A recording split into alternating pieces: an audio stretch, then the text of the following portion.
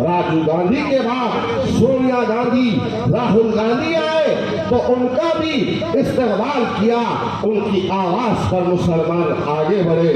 पूरे गांधी परिवार को इख्तिदार में और फिर इस मुल्क की बड़ी बड़ी अहदों पर फायज करने में किसी समाज का या किसी कौम का सबसे बड़ा दखल है तो मुसलमानों का दखल है। लेकिन गौर करो कि आज हम कहां पर ठहरे हुए हैं। आज जिस मुकाम पर हम और आप है वो हम जो इस मुल्क की आजादी से पहले एक खुशहाल जिंदगी गुजारा करती थी। तख्त था, ताज था, कई बेवड़ियों के मालिक थे, खेत खलियान हमारे पास थे, जमीनात और जमींदार हम थे। आज सबसे बड़ी बदहाल जिंदगी अगर किसी समाज में है तो वो कौम मुस्लिम है। और ये हम नहीं कह रहे हैं बल्कि कांग्रेस ही के दौरे इख्तिदार में जिन कमेटीज को कांग्रेस ने बनाया, चाहे वो सच्चर कमेटी हो, चाहे वो रंगनाथ मिश्रा कमीशन हो या फिर महमूदुर रहमान कमेटी हो, इन कमेटीज को कांग्रेस के दौरे इख्तिदार में कांग्रेस ने बनाया था। और इन तमाम कमेटीज की रिपोर्ट्स को शायद भी किया गया, लेकिन हमको और आप तमाम को इस बात पर गौर करना होगा कि आया उन कमेटीज ने जो रिपोर्ट पेश की थी क्या उस पर आज तक अमल किया गया या नहीं किया गया। अरे एहसान का बदला तो एहसान से चुकाया जाता है, लेकिन बदनसीबी इस मुल्क में मुसलमानों की कि वो कौम जिसने इस मुल्क की आजादी में सबसे अहम रोल और अहम किरदार को अदा किया, आज हम दुर्गम दर्जे के शहरी बनकर इस मुल्क में रहे। गौर तो करो कि मेरे भाई कि आज हमारी जो सूरत हाल है उसकी वजह क्या है। हम नहीं सोचते कि हम हर नए दिन पीछे आ रहे हैं तो उसकी वजह क्या है। 70 साल 75 साल के बाद आज हम कहां ठहरे हुए हैं और मुल्क की आजादी से पहले हम कहां पर थे। गौर करो, याद रखो, हमने सियासत को समझने की कोशिश नहीं की, उसका सबसे बड़ा दुनिया था और सबसे बड़ी ये गलती रही और नुकसान ये रहा कि आज हम जहां ठहरे हुए हैं हम पीछे ही पीछे चले जा रहे हैं। आज सच्चर कमेटी ने, क्या रंगनाथ मिश्रा कमीशन ने, क्या महमूदुर रहमान कमेटी ने इन बातों को शायद नहीं किया कि आज इस मुल्क में सबसे पिछड़ा हुआ समाज कोई है तो मुसलमान है। आज इस मुल्क में बदहाल जिंदगी किसी समाज में है तो मुसलमानों के अंदर है। गुर्बत अगर किसी के पास है तो मुसलमानों के पास है। तालीमी मैदान में सबसे ज्यादा पसमानदा अगर कोई समाज है तो हिंदुस्तान का मुसलमान है। कच्चे घरों में सबसे ज्यादा रहने वाला कोई है तो मुसलमान है। सरकारी नौकरियों में किसी की हिस्सेदारी नहीं है तो मुसलमान है। सबसे ज्यादा बम धमाकों के नाम पर जेलों में हमको डाला गया, कई फसादात कांग्रेस के दौर इख्तिदार में हुए, हमारी बस्तियों को आग के ढेर में तब्दील किया गया, इस्पतों को नीलाम किया गया, कई इबादत गाहों को शहीद किया गया और इसके जिम्मेदार और कोई नहीं है बल्कि कांग्रेस पार्टी है। वो कांग्रेस पार्टी जिसने बाबरी मस्जिद के वक्त में जब केस चल रहा था तो शिलान्यास करवाया, वो कांग्रेस पार्टी जिसने वहां पर ले जाकर 92 में 1985 के अंदर ले जाकर मिंबर रसूल के पास मूर्तियों को रखा, वो कांग्रेस पार्टी जिसके दौर इख्तिदार में हमारे अल्लाह के घर बाबरी मस्जिद को शहीद किया। गौर करो, आज कांग्रेस के जर खरीद गुलाम जो चौहान की किसी जमाने में गुलामी करते थे, तो हमने बार बार मेरे भाई आपके दरमियान में आकर कांग्रेस और चौहान की कारकर्दगी को आपके सामने रखा कि बचो इससे, इसकी झूठी बातों में ना आओ। ये और इसका बाप दोनों संग परिवार के हैं। धोती खींच कर देखो, खाकी चट्टी नजर आएगी, लेकिन हमको उस वक्त बी टीम कहा गया। हमने जब भी चौहान और कांग्रेस की नाकिस कारकर्दगी को आपके सामने रखा तो कांग्रेस के गुलाम हर वक्त आकर आपके दरमियान में ये कह रहे थे कि लोग सिर्फ भड़काऊ भाषण देते हैं, ये लोग बीजेपी की बी टीम है। अरे अन्ना और अन्ना के साथ में घूमकर जय जयकार करने वालों, तुमको शर्म क्यों नहीं आती कि आज उसके साथ तुम कांग्रेस के लिए मांगते फिर रहे हो? वो अन्ना जिसका भाई आज बीजेपी के टिकट से लोकसभा का उम्मीदवार बना हुआ है, आज वो अन्ना मैदान में है।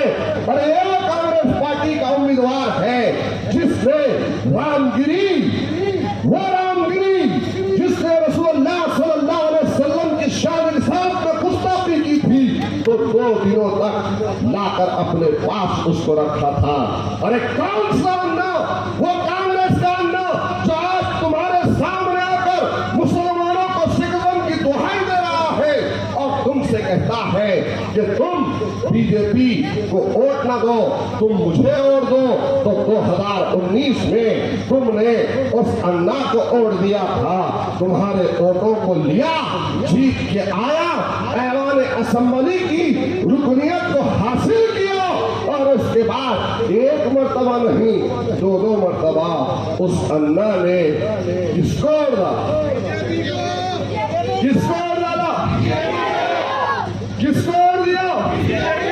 बीजेपी को वोट दिया। कांग्रेस के गुलामों तक क्या तुम्हें नजर नहीं आता कि विशालगढ़ पर यह अन्ना खामोश था? विशालगढ़ जो हमारे अल्लाह के घर को शहीद करने के लिए, जो एक दरगाह को शहीद करने के लिए कोल्हापुर पर एक रैली की शक्ल में गए थे, तो कांग्रेस का सांसद उसका बेटा उस रैली को लीड कर रहा था, तो ये कांग्रेस का अन्ना उसके खिलाफ में आवाज नहीं उठा पाया। वो अन्ना जिसको कलेक्टर ऑफिस पे बैठकर वो नौजवानों ने आवाज दी कि आओ रामगिरी के खिलाफ में तायद और हिमायत करो, तो कहता है कि मेरा समाज नाराज हो जाएगा। तो गौर करो मेरे प्यारे मुसलमानों, ये आपस में सब एक है, ये आपस में सब एक है।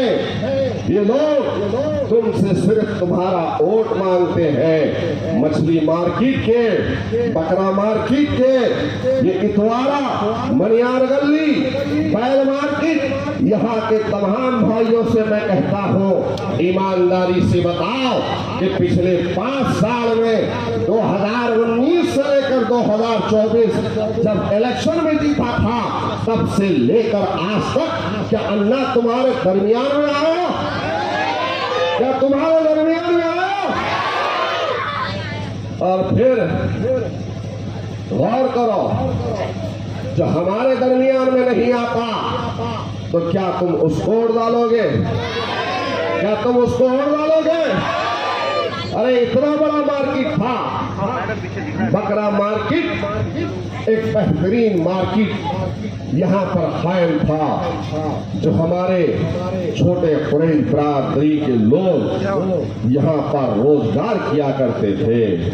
लेकिन बल्दिया अज़मा की गलती का नतीजा है नगर पालिका की कि इस बकरे के मार्केट को खत्म किया गया, मुनहद्दम किया गया, और आज कुरैश बरादरी जो छोटे हमारे कुरैश बरादरी के भाई हैं, उनको बेरोजगार करने का काम किया।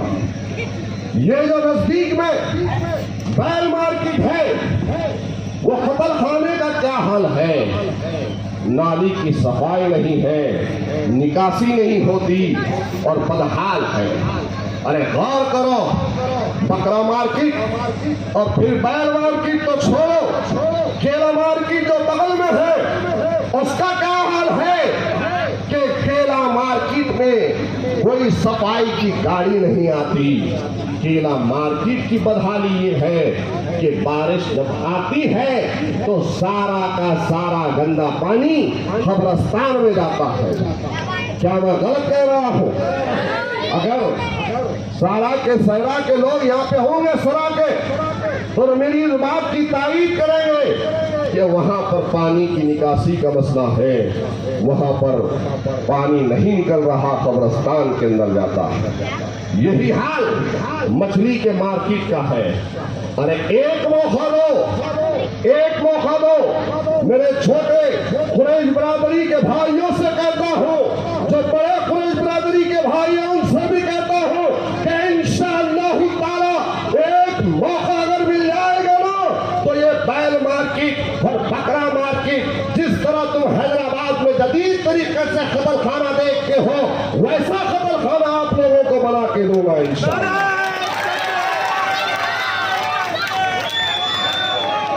वो काम करूंगा, मछली मार्केट में इंशाअल्लाह ताला जदीद बना के दूंगा।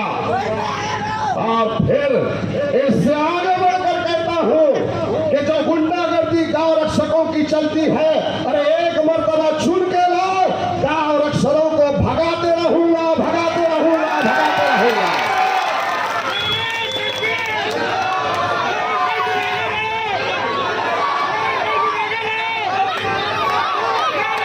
बकरा मार्केट बना के नहीं देते, बैल मार्केट बना के नहीं देते, चिकन का मार्केट बना के नहीं देते, केला मार्केट बना के नहीं देते। भिखारियों की तरह वोट मांगने के लिए आते हैं। तो क्या हम आजाद हैं? और फिर अन्ना जो निकला है मार्केट में, सुबह निकला तो एक ही जुमला है, दोपहर हुई तो एक ही जुमला है, शाम हुई तो एक ही जुमला है। मोइन का क्या चल रहा है, मोइन का क्या चल रहा है, ईमान का क्या चल रहा है। ये खौफ है मजलिस के जलसों का, ये खौफ है तुम्हारे इत्तेहाद का, ये खौफ है तुम्हारी ताईद और हिमायत का। अरे क्या ये मोहब्बत आज नांदेड़ के मुसलमानों के दिलों में है? तो ऐसे ही नहीं है। अरे सुबह हो या शाम हो, रात हो या दिन हो, सर्दी हो या गर्मी हो, बारिश हो या फिर घर में मेरे खुद के अगर कोई फंक्शन भी है या मैं बीमार भी हूँ, अगर नांदेड़ के मुसलमानों ने मुझे आवाज दी तो आपके सामने आकर ठहरा हूँ, फिर परस्तों से लड़ा हूँ।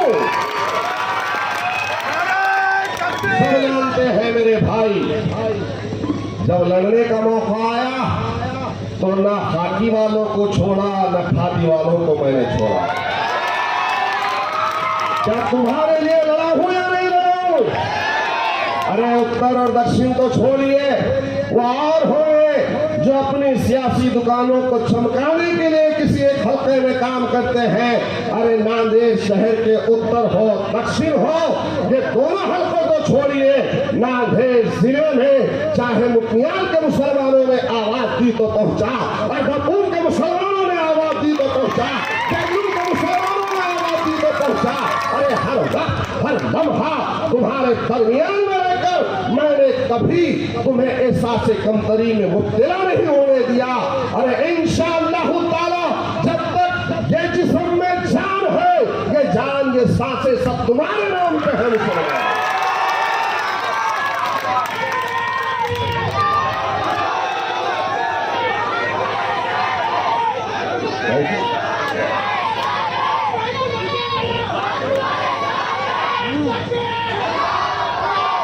इसलिए गौर करो, हालात और वक्त की नजाकत को समझो, याद रखो, जो कौम अपने माजी के तजुर्बात से, माजी के गलतियों से सबक नहीं सीखती, वो कौम अपने मुस्तकबिल के फैसले नहीं लेती। मेरे प्यारे मुसलमानों, जो कुछ हुआ सो हुआ, लेकिन कम से कम आज तो होश के नाखून लो।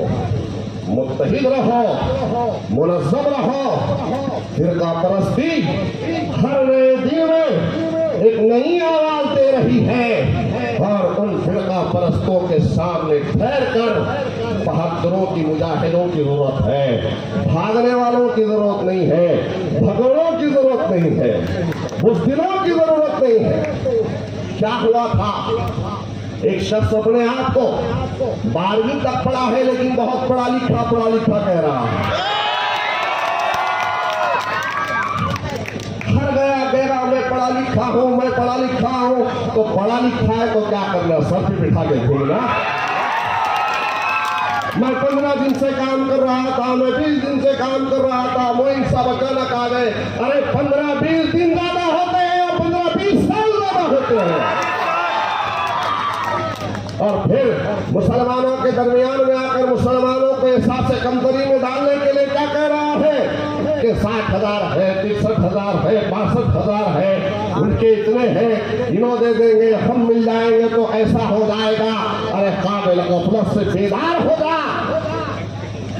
और अगर पढ़ा लिखा है, मुसलमान है, तो झूठ से तो कम से कम काम न ले, सच्चाई को बयान कर, यादियों के औरात को पलट कर बता कि कितने हैं। तुम्हें मालूम है मेरे प्यारे मुसलमानों कि हल्के हादा दक्षिण में, साउथ में कुल वोटरों की तादाद, जिसमें आप भी हिंदू है, मुसलमान है, सिख है, ईसाई है, क्रिश्चियन है, अम्बेडकरवादी है, तमाम जाति बिरादरी के जो लोग हैं, हल्के दक्षिण में 3 लाख से कुछ ज्यादा। और उन 3 लाख से कुछ ज्यादा में कलमा ला इलाहा इल्लल्लाह मोहम्मद रसूलुल्लाह वाले, जहां पर आप वोट है, जहां पर आपका वोट है, जहां के आप वोटर है, 1 लाख से करीब आपकी तादाद। यह है आपके वोटों का तनासुब। लेकिन झूठ से काम लिया जा रहा है ताकि आप डर जाएं, खायफ हो जाएं, एहसास कमतरी में मुब्तला हो जाए और फिर बड़ी बड़ी बातें कर रहे हैं। अरे कम से कम जिस पार्टी से तू ठहरा है, उस पार्टी के सदर ने पिछले 1 साल में कई मर्तबा उलमाए किराम के बारे में बदज़बानी की। कौन से उलमाए किराम जिनके पांव में, जिनके कदमों में बैठकर हम दीन को सीखते हैं, वो उलमाए किराम जो हमारे सरों के ताज है, वो उलमाए किराम जो अंबिया के वारिस है, उनके बारे में तेरा सदर अनाप शनाप रखता है और तू आकर वोट मांगता है मुसलमानों के दरमियान में। अरे बाद में कोई नाम लगा, लेकिन गौर से पूछो किसी से कि पहले क्या कहते थे। पहले कॉमरेड कहते थे। क्या कहते थे? तो पहले कॉमरेड नहीं कहते थे। कॉमरेड किसे कहते हैं? कम्युनिस्ट को कहते हैं कॉमरेड। कौन होता है? कौन होता है? नास्तिक होता है। अरे अल्हम्दुलिल्लाह तुम्हारे सामने मैं ठहरा हूँ। एक जमात करने वालों की जमात है जो रोज़ अव्वल से मुसलमानों के लिए लड़ती है। तुम सब देखते हो कि जब कभी भी तुम्हारे खिलाफ में कोई कानून शरण में बनता है तो वहां पर ठहर के कोई और लीडर नहीं बोलता, बल्कि तुम्हारा हमारा हाथ और हाथ व्यवस्था से क्यों नहीं। अपनों में गैरों में फर्क को समझो, इस हकीकत को समझो कि हम आपके अपने हैं। आपकी तकलीफ का एहसास हमारे दिलों में, आपके दर्द को ऐवानों में बयान करते हैं। मेरे भाई, यहाँ पर रास्तों पर तो बहुत देखा तुमने, मुझे रास्ते पर तो बहुत देखा, सैकड़ों आने दो, हजारों आने दो, कभी सैयद मोइन ने पीठ नहीं दिखाई है। आगे बढ़ा हो, एक मौका दो, खुदा की कसम तुम्हें शर्मसार नहीं होने दूंगा, तुम्हारे सरों को झुकने नहीं दूंगा। और ऐवान असेंबली में फैल जाऊंगा तो जितने छोटे मोटे राने वाले जितने हैं तो खड़ा हो जाऊंगा, तो अच्छे तब्दीली कर दूंगा इंशाअल्लाह। एक मौका दो, अपनी जमात का साथ दो। ये वो जमात है जो रोजे अव्वल से अल्हम्दुलिल्लाह तुम्हारे कास पर जिद्दोजहद कर रही है, तुम्हारे लिए लड़ रही है। अपनों को पहचानो, उम्मीदवार को पहचानो, जमात को पहचानो।